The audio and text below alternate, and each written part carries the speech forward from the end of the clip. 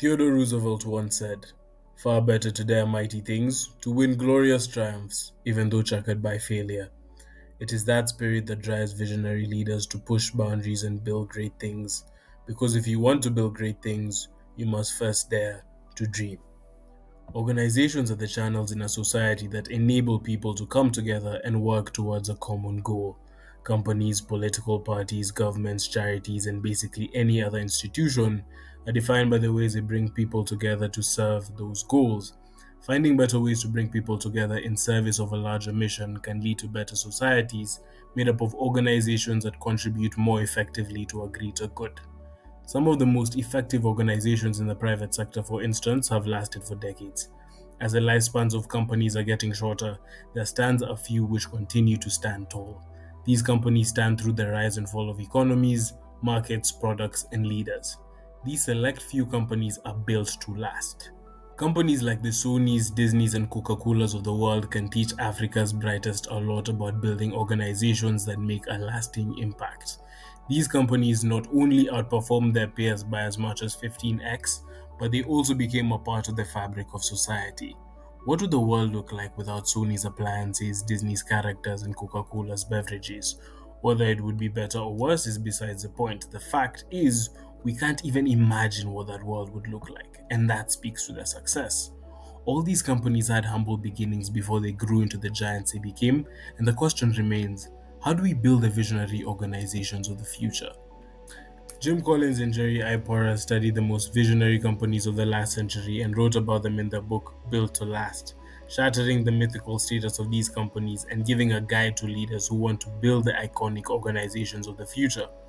Here are the essential insights for Africa's brightest. 1. An organization is an evolving organism made up of people joined by a common set of values who work to produce value for the world. The difference between organizations that die and those that last is that the visionary organizations see outputs like products, policies, public services, and social impact programs as a vehicle for the organization. The outputs serve the organization, not the other way around. The organization is the ultimate creation. This is important because even the best ideas on product or market opportunities, policies, public services, and social impact programs change and become obsolete someday. Think about Kodak.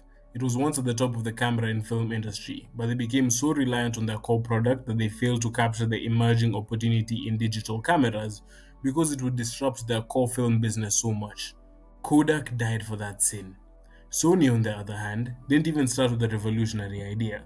It started with a small set of people with common values and a common desire to make high quality and high tech Japanese products for consumers around the world.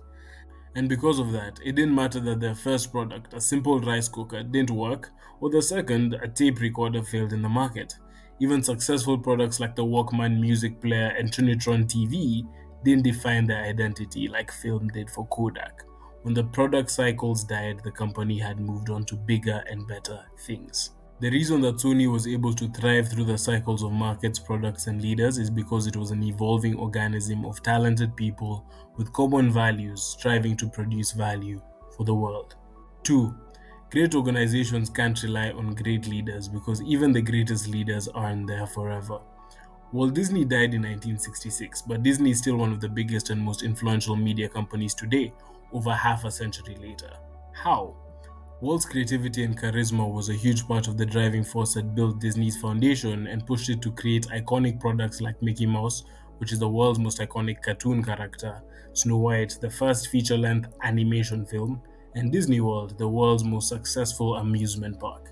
However, Walt's true genius was in the architecture of his company. Walt aligned his team to the mission of the company, to make people happy, and created systems that enabled and rewarded people for creating value for the company.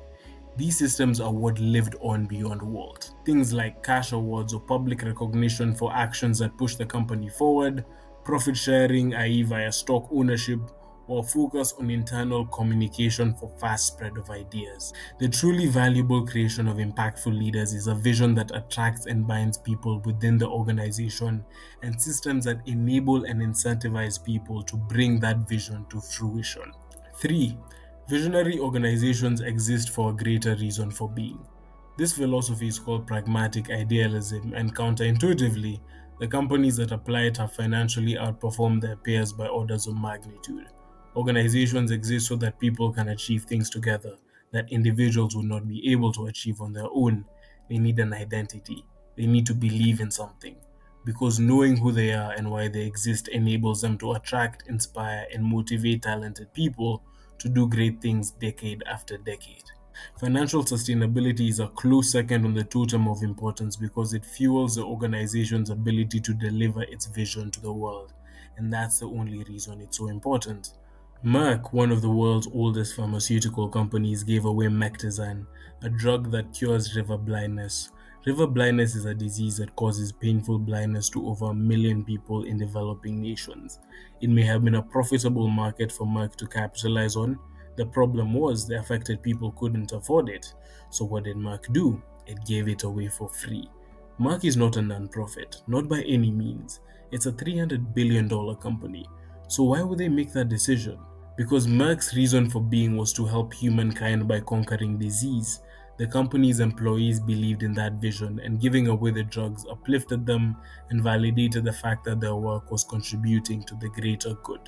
Sure, the move did simultaneously create good PR for the firm that would likely attract customers, talent, and investors, but it primarily came from Merck's belief that medicine is for the people, not the profits. The profits will always follow the people. The great organizations can simultaneously bring good to the world and create value for all their stakeholders, like shareholders, employees, donors, and members. 4. Visionary organizations are obsessed with progress as long as it aligns with their core values. Visionary organizations pursue progress for progress's sake, and their inner drive to explore, discover, and create forces visionary organizations into a constant state of motion. Motion creates the momentum that keeps these companies ahead of change, and because of that, they keep renewing themselves as the world changes around them. The systems that leaders create are the drivers that keep the engine running. 3M is a great example of this, as a 122-year-old industrial company that started as a failed corundum mine. It has managed to grow into a behemoth that has over 60,000 product lines, and it constantly invents more and more to fulfill its mission to find innovative solutions to the world's problems. Their constant drive for progress led them to invent products like waterproof sandpaper, scotch tape, and sticky post-it notes. The secret sauce that keeps them on the edge of innovation is the systems that they have created to empower their employees to create. Here are some. 3M decentralizes its organization.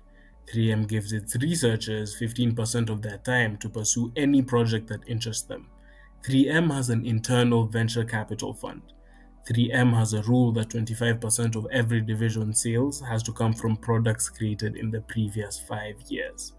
Great organizations use systems to preserve the core values of the company and stimulate progress into the future. 5. Visionary companies set goals so grand that they transcend the leader. When Henry Ford started Ford in 1903, he was a two-time failed entrepreneur in the car industry, going up against 30 other car companies all trying to win. The difference was that Ford had a big, hairy, audacious goal, which was to democratize the automobile so that millions of regular Americans could have the pleasure of owning a car. The goal was like a rally call that set a fire within the company that pushed the employees to relentlessly pursue their goal. The result was one of the most successful and iconic products in history, the Model T, and the modern assembly-based industrial system that birthed the modern age. That's the power of a grand goal. People are attracted to big ideas and leaders who can articulate those goals in a way that grabs, inspires, and drives them forward. That approach builds organizations and make an impact on the world. 6. Visionary organizations cultivate aspirational cultures of specialness, greatness, and excellence for their teams around ideologies. Visionary organizations are always ranked as some of the best places to work. This is because they create magnetic cultures that revolve around the ideas that the organization believes in. Culture is a fabric that connects us to the world. Our cultures define our sense of pride, mannerisms, and taste. People naturally identify with groups of other people with similar ideologies. The best organizations do this by building traditions like training, slogans, company events, or promotions for the people who are most aligned with their core ideologies. Any activities that bind the members of the organization together and give them a shared sense of identity. Visionary organizations demand more from workers, and caring about the company, their colleagues, and the work enables the talent to go above and beyond in order to make the organization succeed. Some of Henry Ford's employees worked for days on end to help the company accomplish its mission. 7. Visionary organizations turn themselves into machines that discover opportunities by keeping themselves in a constant state of motion. Many of the visionary organizations stumble into opportunities by chance and find diamonds in the dirt. The most successful people make a habit of finding value in unexpected places, and the most successful organizations are no different. Success in invention is an exercise in discovery, and the only way for organizations or individuals to come up with new ideas is to explore, experiment, and risk new ideas again and again. They must wade in the uncharted waters that most aren't willing to swim in, and they must always be in motion. Johnson & Johnson is a great example of this because it started as a supplier of antiseptic gauze and medical plasters, but eventually transformed into a major consumer and medical products company.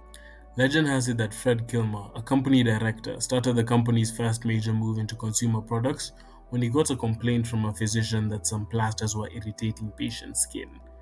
Fred sent a soothing Italian talc powder, and it ended up becoming so popular that the company turned it into a product. J&J's famous baby powder.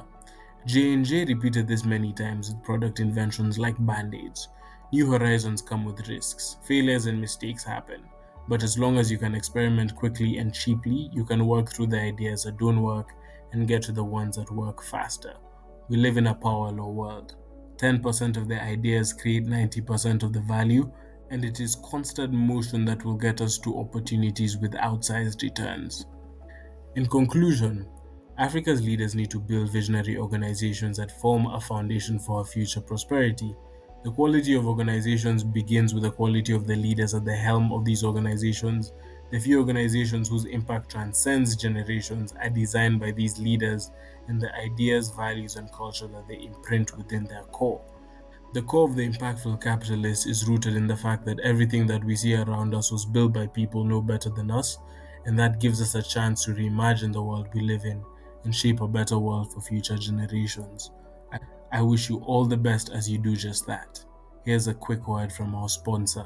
An off-plan apartment is a property purchased before it's built. It's based on architectural plans, designs, or a model, and it's often at a discounted price. How do you buy an apartment in Nairobi for a discount with hassle-free payment terms on installment and a say on the design of your dream property?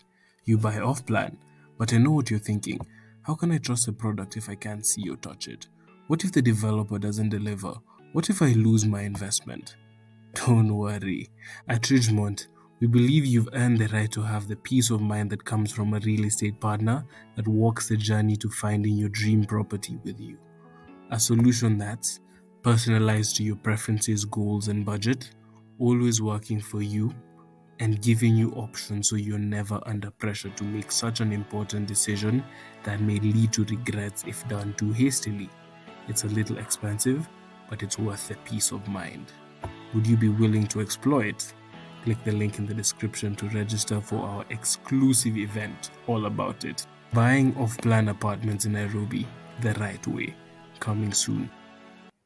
If you enjoyed that video, watch this one on what Africa's brightest can learn from the world's leading CEO, Jensen Huang of Nvidia. Don't forget to like, share, and subscribe, and all the best.